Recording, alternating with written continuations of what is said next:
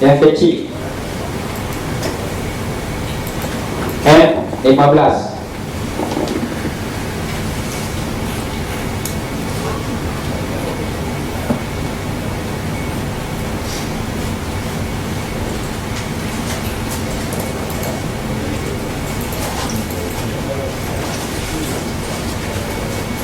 Tadi bukan ekstrim lah.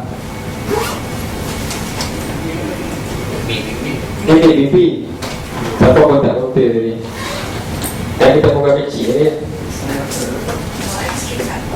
Ekstrim atas ni. Ekstrim set Stop mimpi. M15. Ada ekstrim set ya.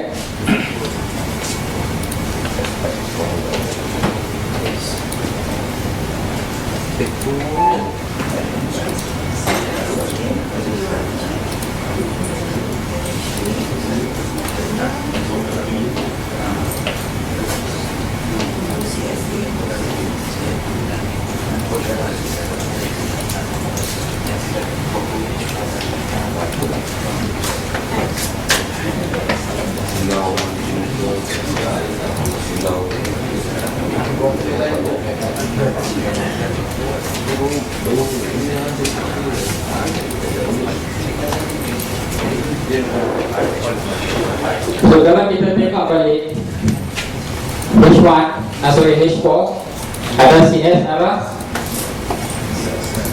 apa ni? Sel lah. So berlaku Test kan? So ini yang sebenarnya yang kita tunggu kalau di H4 ikut SOP yang kita discuss malam.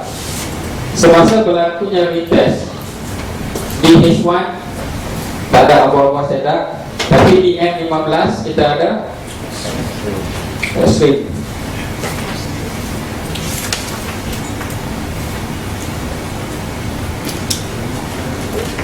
Okay,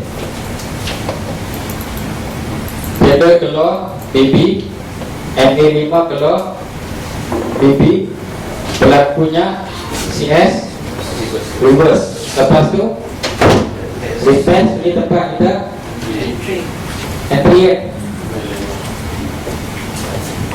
Di sini yang tuan masuk buy tadi, betul tak? Selepas tu price turun ke sini.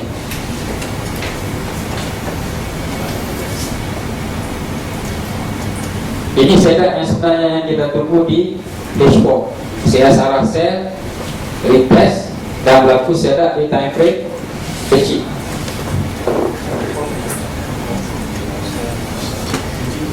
Okay.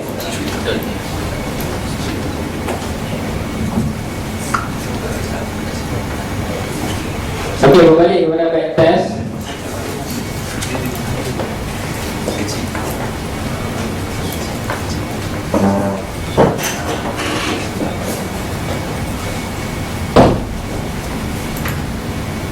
Cara untuk kita nak buat back test, saya berbalik kepada position ataupun screenshot kita yang semalam, yang sama juga, yang 3 time frame tu. Okay, kita andaikan hari ni market pun tak jalan apa semua, kita nak buat back test. Kita dah ada SOP kan, berdasarkan CS arah H4 re-entry masa retest, dan wajib berlaku setup di time frame yang lebih kecil kan. So bila kita dah ada SOP, kita nak buat back test, so apa yang kita perlu cari adalah setup yang sama dengan SOP kita. Okay, sebagai contoh, di sini kita tengok kita ada CS arah buy. So bila kita tengok ada CS arah buy, kita nak tunggu retest. So bila kita nak buat kita punya back test, kita nak kena maki. Jadi kita perlu maki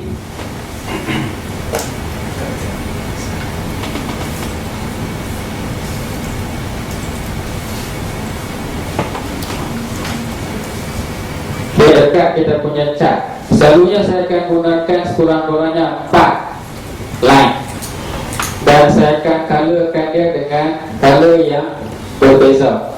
Okey, yang saya selalu gunakan adalah untuk stop loss, saya akan colorkan dia merah.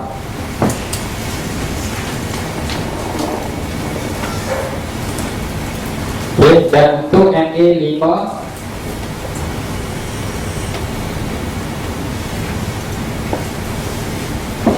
MA10 saya akan colorkan dia dengan color magenta.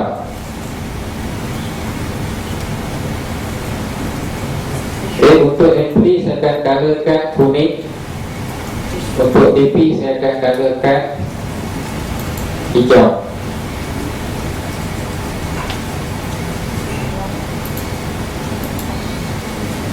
Nampak kita ada standard color untuk kita nak buat backtest pun. Kita ni boleh decide sendiri color apa yang nak pakai, tapi kita balik kepada standard hijau. Kita faham kalau kena TP hijau, jadi automatic dia dah trigger kita punya mind. Kalau tengok anytime pun hijau ni untuk TP, stop loss color merah. Okay, kuning untuk entry. Jadi boleh guna color masing-masing. Okey. Jadi bila kita nak buat backtest, first kita dah nampak, contohnya kita dah nampak kita arah tempat kita nak tunggu adalah di MA5 low. So ini adalah tempat yang untuk kita entry. Boleh ni ya. Okey. Pada masa yang sama kita ada MA10. Okay, untuk kita punya point of stop loss. Okay, price 5530. Jadi kalau minus 10 pip jadi 55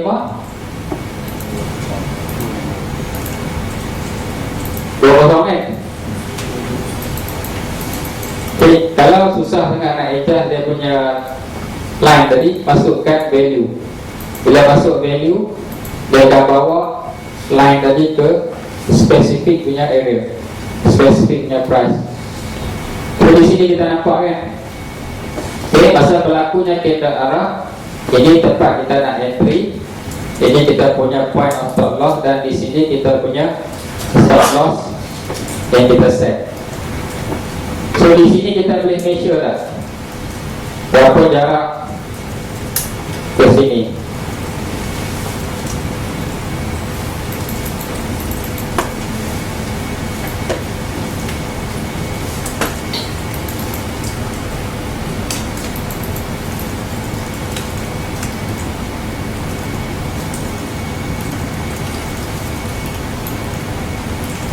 Berapa pip?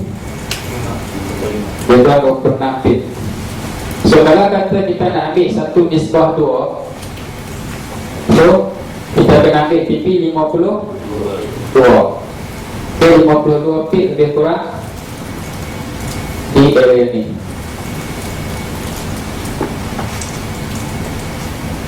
So kalau hijau ni kita move ke price tu. Kalau entry kita tadi, contoh di sini 5545.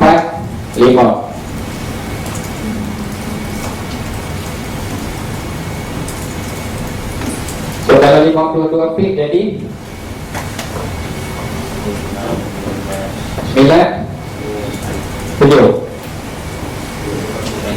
Dah lihat 5545 tadi kan. Kalau campur 50 pip jadi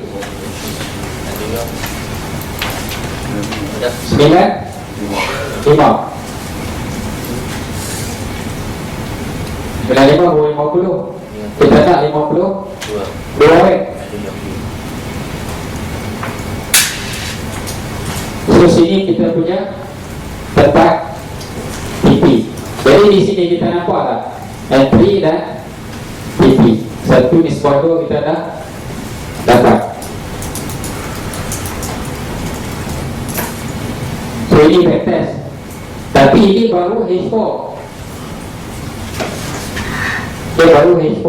Belum tengok setup di time frame kecil. Bila kita detailkan lagi, kita akan lebih nampak. Tapi apa yang saya nak tunjuk ni cara nak buat backtest.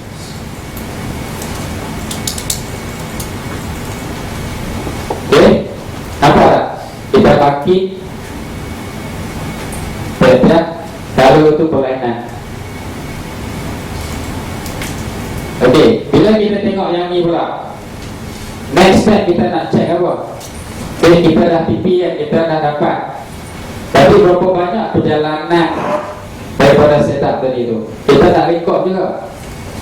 Sebab kita nak record untuk maksimum PP. Sebab bila kita dah dapat data tadi, berapa jauh perjalanan satu-satu setup tadi, itulah gunanya account yang kedua tadi, untuk trade management. Supaya kita tak tengok saja kan. Dapat tak? Okey, kita dah kena TP tapi price masih berjalan. So that's why kita nak recordkan berapa maksimum perjalanan setup tadi. Contoh kita entry di sini. Okey, maksimum perjalanan 145 feet. Apa tadi yang kita nak record?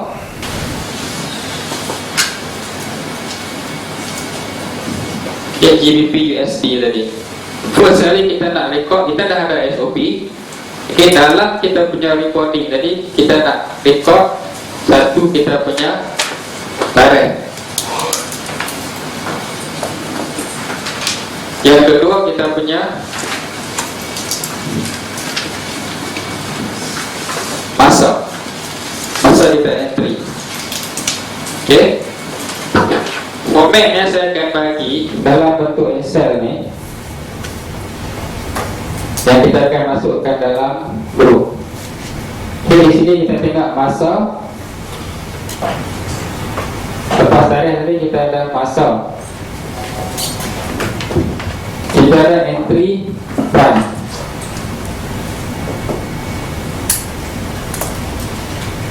kita ada stop loss price, kita ada stop loss in pips.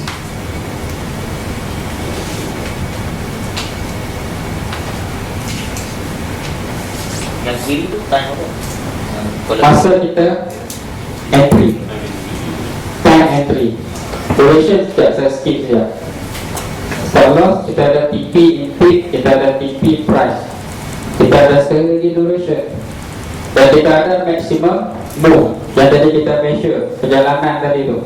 Okay, kita ada pula positif before stop loss. Untuk apa ni? Jadi terang.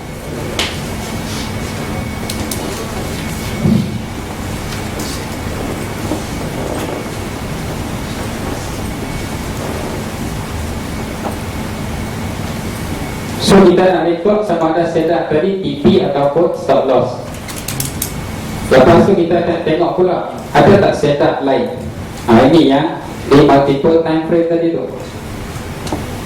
Okey, kita pula nak ambil TP kalau 3 kali ganda reward, kalau TP 4 kali ganda reward. Nampak tak? Kita nak record detail. First kita nak record bila berlakunya setup tersebut. Lepas tu time. Okay, duration ni sebenarnya duration daripada berlakunya CSR sehingga terjadinya entry. So kalau kita refer balik ke chart tadi, maksudnya daripada sini sampai ke sini. Nampak tak? Candle arah berlaku pada 16.00 hari bulan. Tapi kita tak entry lagi kan? Cuma dia dah tunjuk dia punya trend. So entry kita berlaku semasa retest, iaitu pada 28 hari bulan 0800 hours. Okay, Nak check ni tak usah, letak cursor je. Kalau belum tahu, kita letak cursor di sini. Untuk candle bull kita letak cursor di atas. Kalau candle bear kita letak di bawah. Jangan letak di atas, tak jumpa. Kalau candle bear, ada candle bull kita letak di atas, candle bear kita letak di bawah. Baru dapat dia punya info tadi. Jadi di sini kita nampak tak? Di sini berlakunya perubahan trend, candle arah yang kukuh. Kemudian berlakunya retest. Okey. Kalau tengok di sini 0800. Berapa batang candle ni daripada berlakunya CS arah tadi? 1, 2, 3, 4. 4 candle kali 4 jam bersamaan dengan 16 jam. So yang tu yang kita rekodkan di dalam duration. Apa perlunya benda ni? So bila kita dah habis, kita akan nampak satu pattern. Lepas CS arah, selalunya akan berlaku retest, tapi kena tunggu sekian-sekian candle. Berapa jam kita perlu tunggu tadi? So di sini kita dah nampak, bila keluar CS arah, perlukah kita tunggu depan komputer? Tak perlu kan? Sebab kita dah ada statistik. Majority of the entry berlaku mungkin lepas 12 jam. Contoh. So kita dah plan, oh ini pair GU, aku tunggu esok lah. Baru 12 jam daripada sekarang. Contohnya kalau malam lah. Kalau macam sekarang ni berlaku, sekarang pukul 12. So nak tunggu 12 jam daripada sekarang. Kadang-kadang kita bekerja sekarang ni, jeli-jeli tengok ada CS arah. Habis tekan step jam nak tengok handphone, tak perlu. Sebab kita dah ada statistik. Pattern tu kita dah nampak.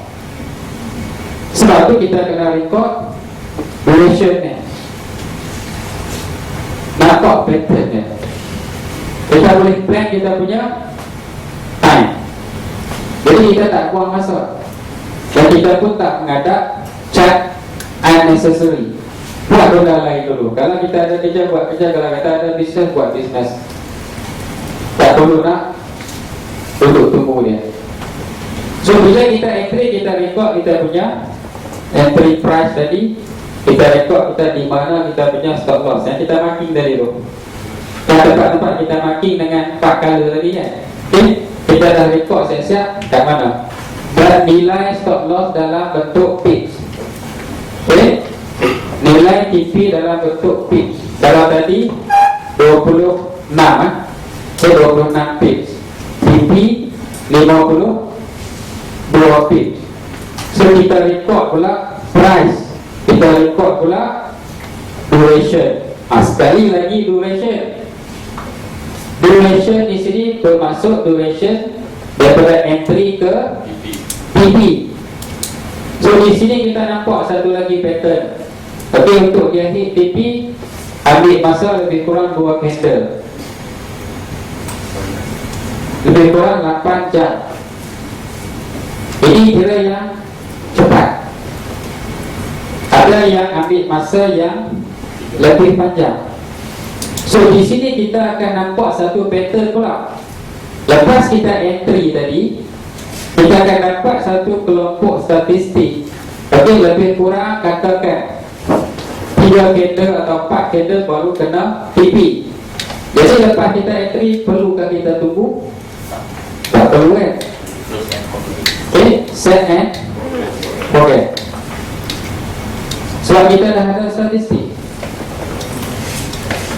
So di sini kita tengok yang betul-betul kita perlu tunggu adalah setup.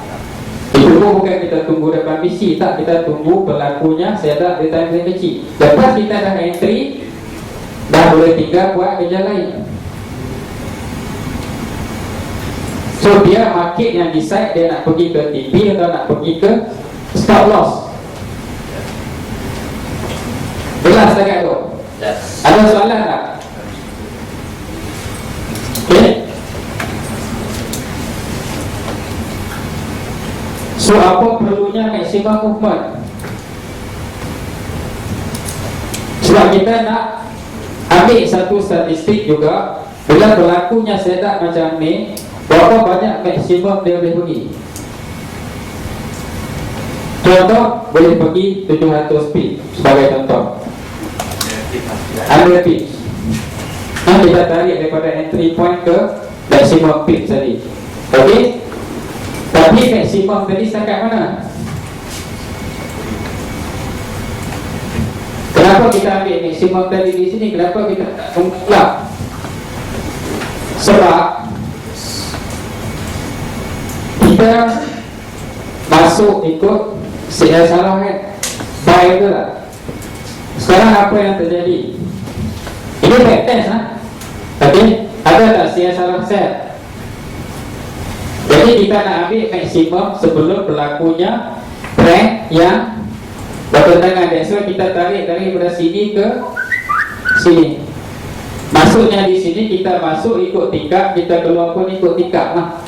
Jangan masuk ikut tingkap nak tunggu keluar ikut pintu. Contohnya time frame daily pula, kita ikut time frame mana yang kita pakai tadi. So that's why kita measure daripada sini ke sini. So kita akan dapat lagi satu kelompok statistik maksimum pergerakan dia. Yang tu guna untuk akaun yang kedua tadi. Dan daripada kita nak tunggu ataupun nak biar saja, baik kita makan di sini. Sebab kita position kita dah lock, kita dah move. Betul tak? Bila yang ni dah kena TP, akaun yang pertama dah kena TP sini kan. So stop loss kita apa kita buat? Kita ubah ke positif.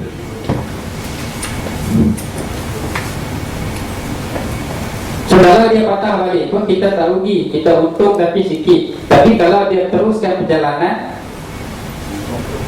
kita akan dapat lebih lagi. Tapi itu bonus lah. Akaun bonus. Akaun untuk keperluan tadi kita dah letak asyik.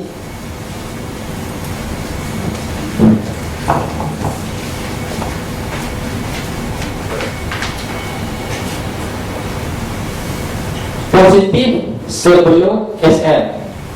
Apa maksud dia? Dan apa kegunaan dia? Okay. Sebab akan berlaku masa kita back test, ada setup tapi tak menjadi. Contoh, kita ada CSR set. Jadi kita tak masuk ke multiple time frame lagi tau. Kita just ambil based on H4. Kita nak boleh faham H4 ni dulu. Okay, katakan ada CSR sell. So kita nak tunggu entry di mana? Sini ya, yang 5 high betul tak?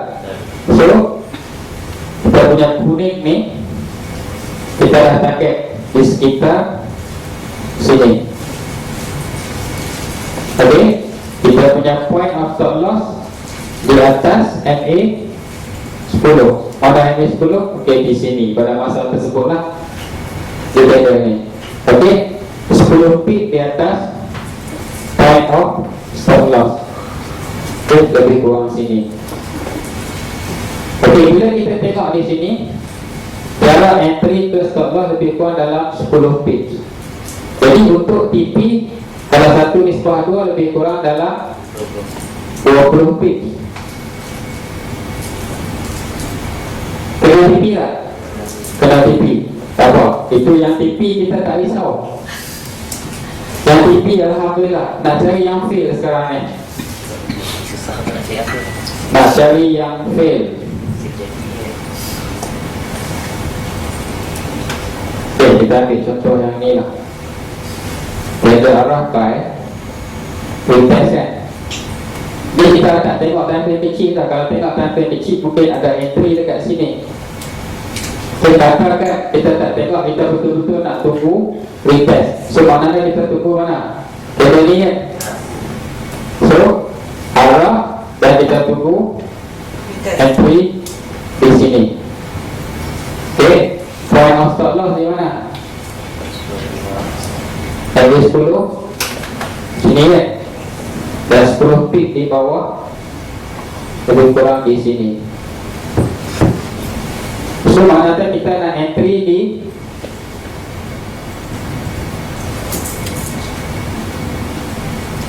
ini tempat entry. Jarak sini ke stop loss lebih kurang 20 pip. Jadi TP kita lebih kurang 40 pip. So di sini saya tak pakai Z lebih kurang tapi kalau nak buat kena dapat Z. Jadi nampak tak?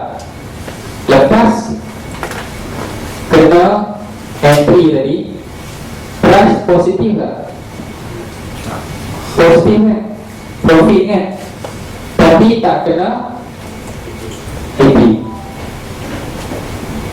Betul tak?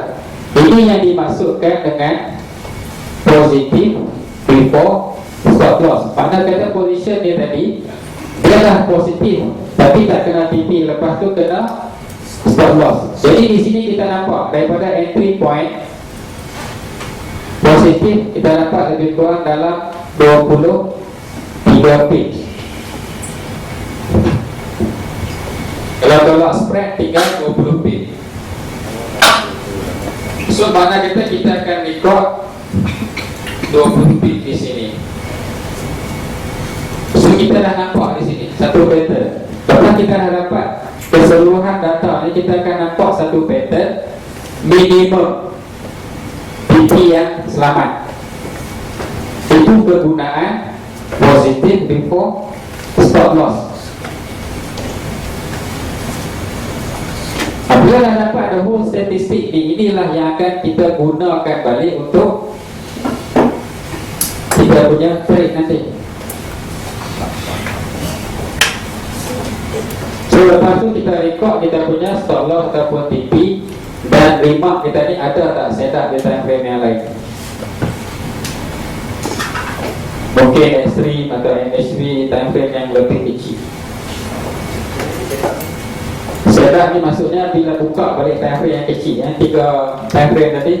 Jadi sebab mungkin yang loss tadi tu, okay, sebagai contoh, katakan kita apply-kan setup di time frame kecil tadi kan, dan apa jadi dekat trade kita yang ni, kita loss kan, kita kena TP,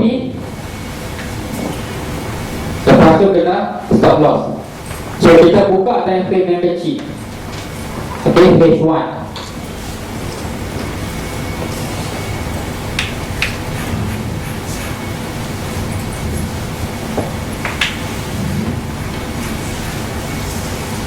Ada setup buy tak H1? Tak tak kan? Yang 12 ada tak?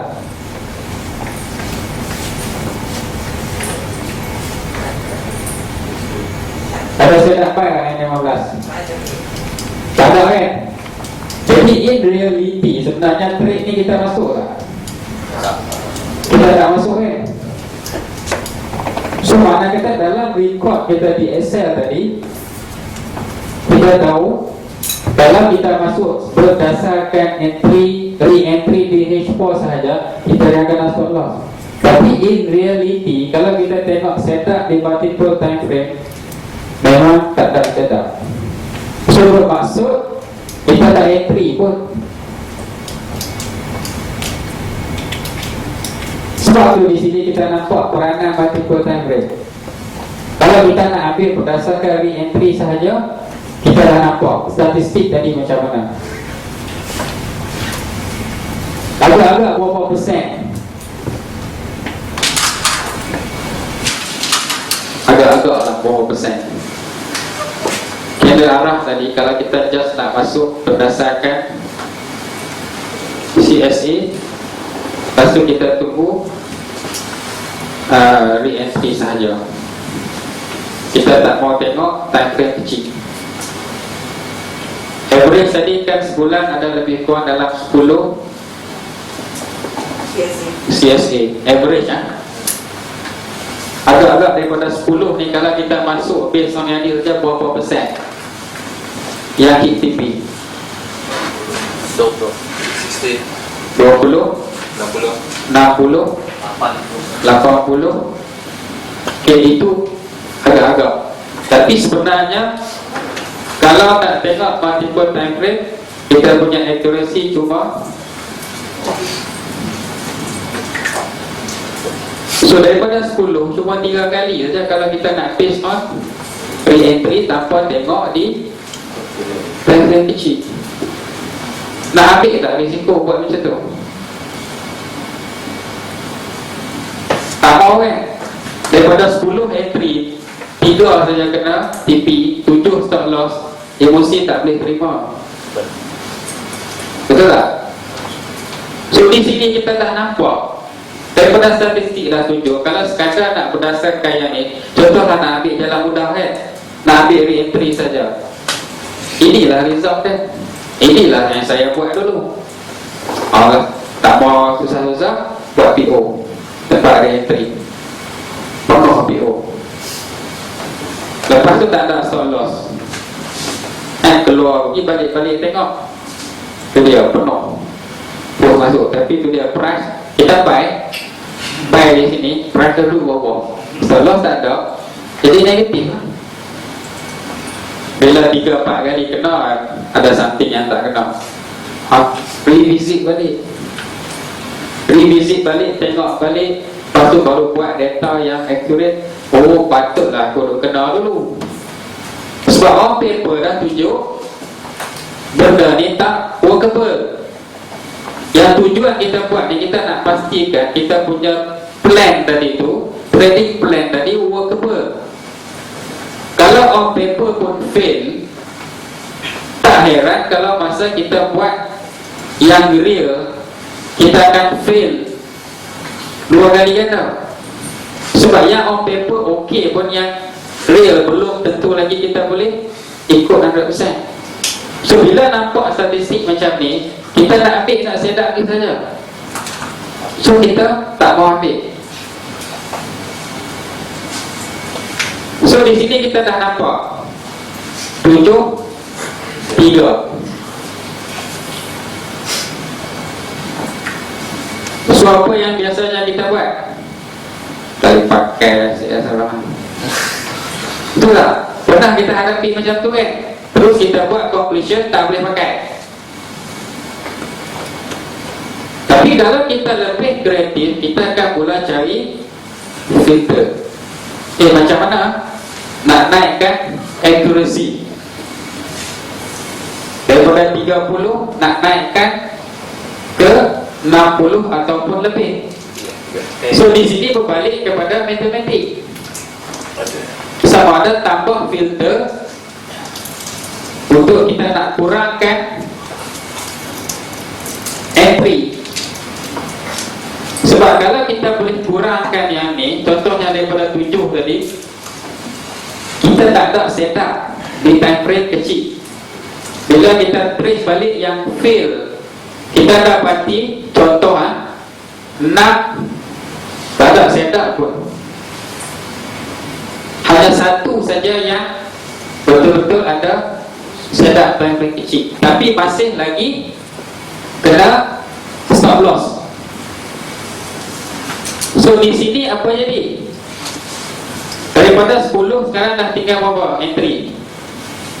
3 dan 1, jadi 4. So kita dah eliminate tak yang tak valid tadi tu dengan tengok time frame kecil. Kita dah tak entry kan? So kita cuma ambil yang lebih kukuh. So di sini secara tak langsung kita dah increase kita punya accuracy jadi 75%. Itu yang 3/4 tadi. Tapi kalau kita tinggal terus CSR H4 dengan re-entry tadi, kita cari pula kaedah lain, ataupun worst case cari lagi teknik yang lain terus. Apa jadi dengan apa yang kita belajar atau kita dah buat for the past few months? So itu yang saya kata tadi tu. Kadang-kadang plan A tak jadi, B tak jadi, C tak jadi, tapi combination A, B dan juga C tadi mungkin akan memberikan sesuatu. Sebab tu statistik penting. So sini kita nampak kan, accuracy dah bertambah. kita dah boleh buat trading plan yang lebih kukuh. Tapi kena ingat, masih lagi ada room for failure. Inilah risk yang kita kena accept. Yang balance 6 tadi, risk yang kita boleh avoid, yang kita boleh elakkan dengan kita ada trading plan yang lebih kukuh tadi. Yang ni janganlah cuba nak lari pula daripada risk ni. Sebab itu yang kita kena accept. Reality dia memang macam tu. Tak ada teknik yang 100% yang akan bagi profit. Mesti akan ada room for failure. Okay. So back then dah nampak cara nak buat.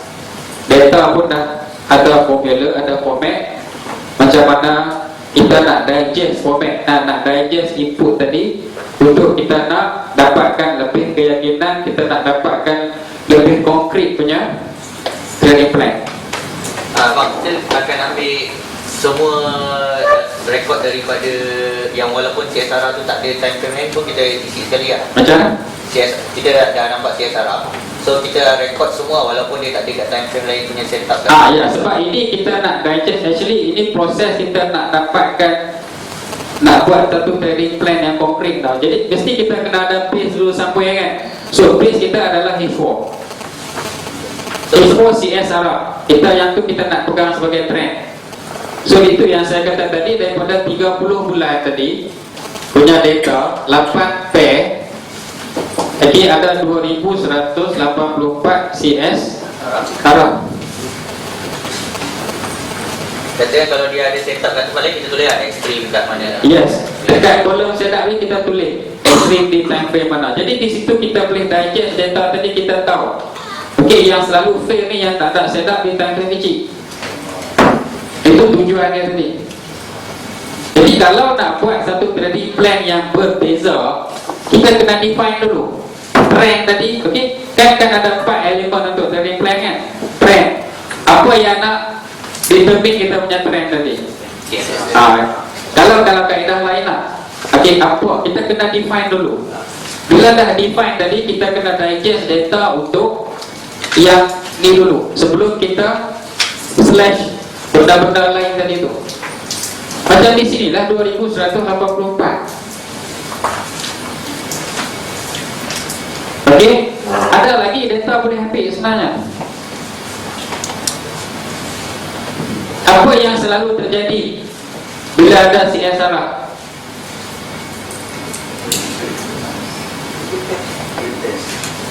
Retest. Berapa kekerapan retest lepas CSR? Agak-agak lah 80%. berapa? 80%. Mana tahu? Mana mana? Okey, saya cakap lah.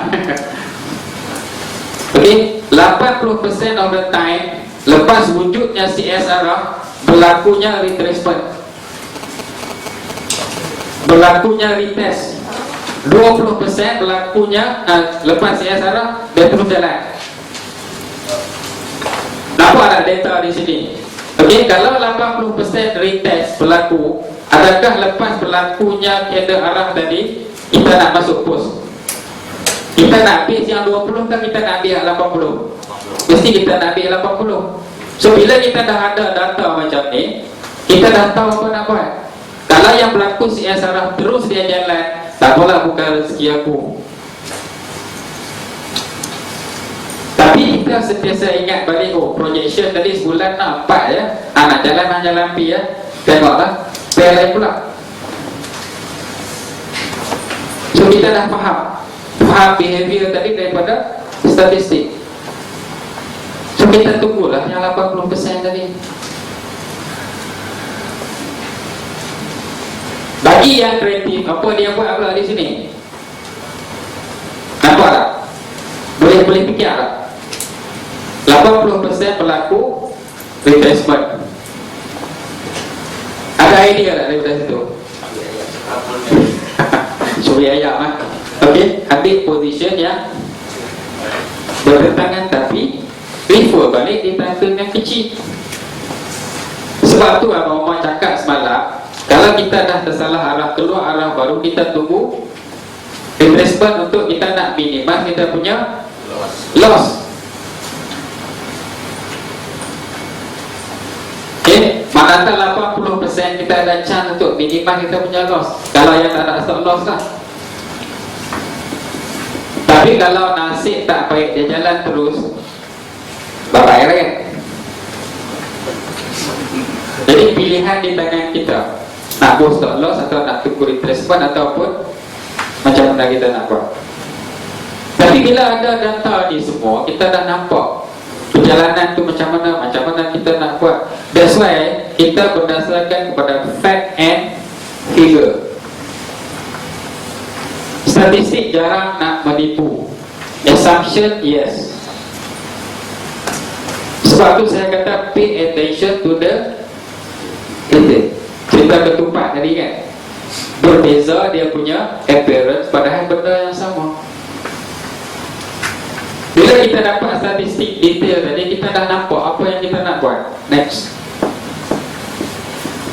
Di situ kita boleh create trading plan sendiri. Trading plan ni tak semestinya ada satu, boleh ada dua, boleh ada tiga, tak ada masalah. Tapi fahamkan satu dulu. Ini satu pun kita belum faham, kita dah nak buat dua tiga. Selagi kita tak tahu ATM order mat dah lah campur dalam satu account, guna pula banyak setup, yang mana satu kan? Yang mana satu yang betul-betul kelas A punya setup, kita tak boleh nak define. Yang mana kelas B punya setup, yang mana kelas C punya setup. Bila jumpa kelas A, mungkin nak ambil risk yang slightly higher. Itu kemudian lah. Faham kan? Statistik apa kegunaan dia in detail. Sebab yang ni yang akan create perbezaan dalam kita punya trading. Sebab kita ada data.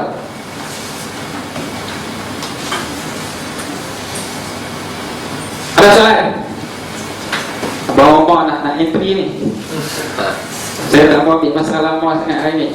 So kita buat backtest tak kisah kita ambil daripada awal sini ke ataupun daripada yang lama-lama dulu ke, permulaan kita nak ambil backtest. Sekurang-kurangnya 12 bulan yang lepas lah. So 12 bulan yang lepas kita ambil start daripada 12 bulan yang lepas punya ke ataupun kita ambil start daripada yang up to date nya? Maksudnya macam sekarang ni bulan 8 kan, kita ambil daripada bulan 7 terus 12 bulan ke sebelum ni. Sebab at least kita nak tengok current punya market. Sebab market situation ni dia tak sama. Macam contohnya CHF kan, yang berlaku spike bulan Januari tu kan, sampai banyak peak kan. Yang tu kalau nak ambil pattern pun pening. Yalah, pattern sebatang panjang tu, indikator semua out kan. Kalau buka time frame H4, H1 kan, memang indikator dah out. Macam mana nak buat backtest? Tinggallah pair tu, buat backtest pair lain. Okay? Ada soalan lagi tak? Biasanya macam kita backtest tu pair yang major lah, bukannya pair yang Okay, itu atas pair apa yang kita selalu trade. atas pair yang Pair yang kita selalu trade. Sebab masing-masing ada pair kegemaran masing-masing. macam contoh kalau kata nak buat backtest kan, sebab kita nak tengok pergerakan lah. Ya. Sebab kembali kepada projection tadi, kalau kita rasa satu pair 4 setup tadi, 4 entry sebulan tadi dah cukup untuk kita punya keperluan tadi. So untuk dapat satu pair yang terbaik, kita buatlah sekurang-kurangnya 2 atau 3 pair. Sebab kita nak cari pair yang terbaik. Tapi kalau projection tadi kita nak kena trade sampai 4 pair, okay, kita buat backtest mungkin 8 pair. Daripada 8 tadi kita ambil yang 4 yang terbaik. Sebab yang ni nak penuhi kita punya projection planning tadi. Okay, berbalik kepada projection planning.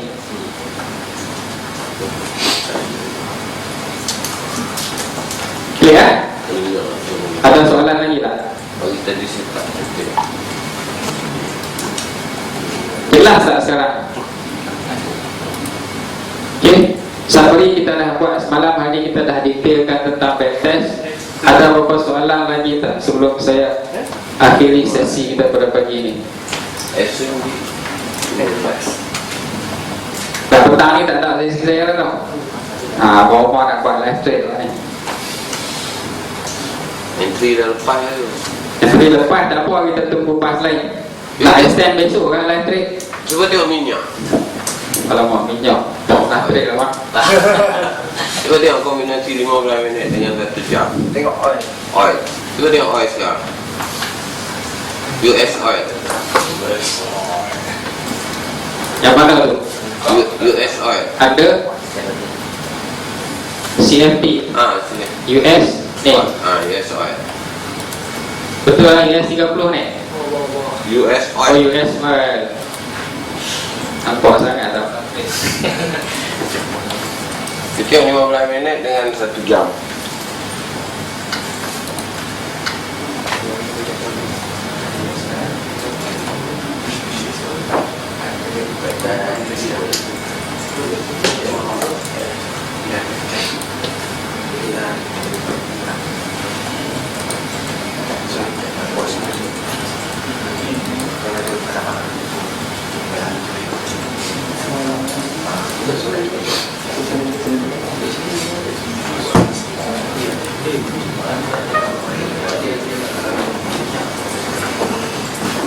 Kita sebelum tu confirm tak ada salah apa lah.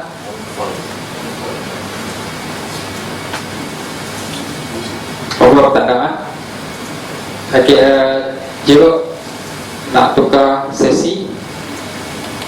Okey, kalau tak ada soalan saya nak stop kat sini. Kita bagi laluan untuk apa-apa buat explanation tentang live trade. Okey. Jadi sesi saya berakhir di sini. Okey, jadi kalau ada salah silap saya mohon ampun dan maaf. Okey, dan saya harap penerangan yang kita lalui dalam tempoh 2 hari ini memberikan manfaat kepada semua dan boleh bawa kita ke satu platform yang lebih baik. Okey, jadi saya sudahi sesi kita dengan wabillahi taufiq wal hidayah. Wassalamualaikum warahmatullahi wabarakatuh.